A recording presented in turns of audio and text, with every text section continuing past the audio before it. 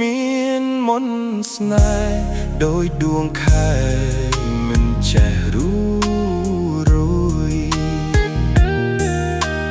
ដួងចិត្តចង់ក្បែរអូនកុំកន្តើយសូមប្រាប់ស្រី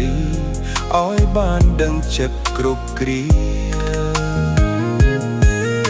រលកខ្យល់រាត្រីបក់ដង្ហើម